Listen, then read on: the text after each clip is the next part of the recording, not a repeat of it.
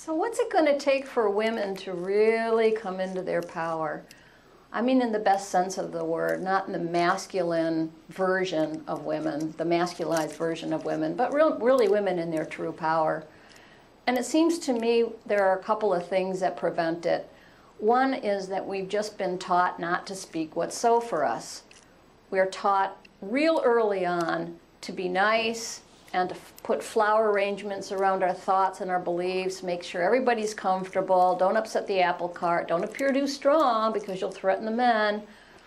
And then there's a lot of contracts between women that are really, really inhibiting one another from really blossoming. And a lot of it does have to do with speech. But a lot of it just has to do with pure authenticity and honesty. And until we really are authentic and honest and passionate together, we're not going to be able to help change this world, and it needs help. A lot of these agreements we're not even conscious of, or the conditions that we've learned from our culture, we're not even aware of, but we abide by them.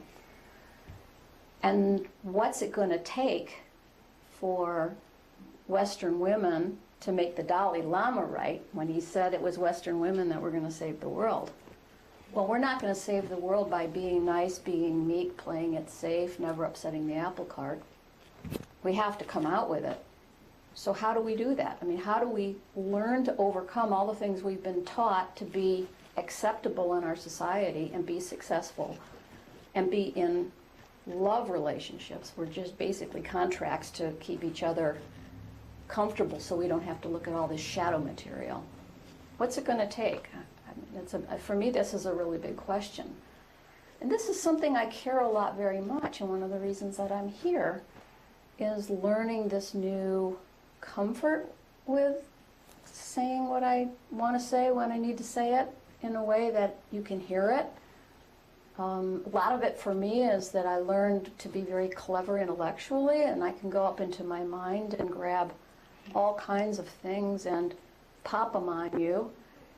And they don't necessarily land, but if I tell you something that's true from my gut, you know, and you hear it coming from this whole part of my body, and you get that it's important to me, that it's not just some frivolous thing that I'm popping off about, you're probably going to more likely hear me, and you're going to more likely listen.